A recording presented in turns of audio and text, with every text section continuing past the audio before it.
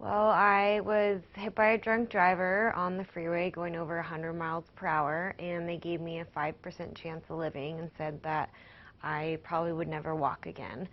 So I remained in the ICU for about 6 months, and I experienced a lot of delirium, hallucinations, and a lot of feelings of being trapped and just helpless and out of control, because I couldn't move much of my body, and I couldn't have my family by me, which was very traumatic as well. I first became acquainted with critical care and critical illness when our daughter got sepsis in 2002 and we lost her.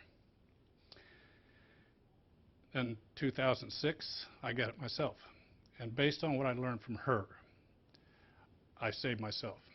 That is, I knew what to look for, went to the hospital. He said, "Don't be concerned about sepsis." I said, "I am concerned about sepsis, and I don't want to go home. I want to stay." So I stayed, and I was there for 11 days. So sepsis has to be treated as a medical emergency. So my experience has been life-changing. I spent a total of 8 weeks on a ventilator.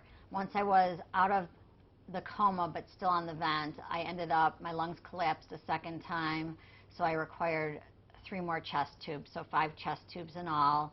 I ended up with a hospital-acquired infection in my trach, which required powerful antibiotics. There was one antibiotic that would help, and they hoped that that would work, and it did. So during the course of the 8 weeks on the vent, I and I was very deconditioned, so I required physical therapy, occupational therapy, speech therapy. I became vent dependent, so I had a very difficult time getting off the ventilator. But finally, I did get off the ventilator, and I stayed another additional week until I was finally completely off of the oxygen, had my chest tubes pulled out, had my NG tube removed, and walking very, very slowly, I did walk out of the hospital and went home. So my father was diagnosed with BOOP when he was in the ICU after having a VATS procedure, and that is a type of pneumonia that is treated with steroids. However, once he was intubated for the procedure, he didn't get off the ventilator. And even though they tried to extubate him a few times, he had trouble being extubated. He suffered severe delirium during his extubation periods of time. And eventually, one of the times he was extubated, they discovered he was internally bleeding. And he lost about 11 units of blood in approximately 2 to 3 hours. So he required emergency surgery to repair the internal bleeding, and they did not expect him to survive. However, he also survived, and he then eventually was extubated, and they changed his medication so that the delirium was a little less, but he still suffered delirium. Once he was off the oxygen, he was on and off suffering the delirium until he eventually went to the hospital physical therapy unit, where he was receiving physical therapy. And he was in the hospital for about a month. And my father was 77 years old at the time. When I was sick, I was 33 years old.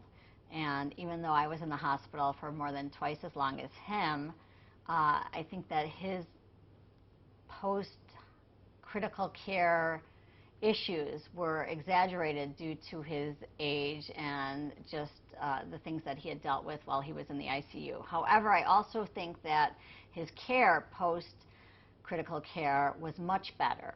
He received therapies that he needed.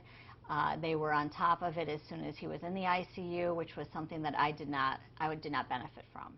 One of the important aspects about my experience with critical illness is that critical illness changes your perspective about valuing life each day, each hour, and each minute.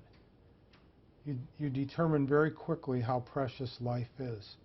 Or maybe you assumed that everything was just going along hour by hour, day by day, but now you cling to life and you want to use every moment to its utmost.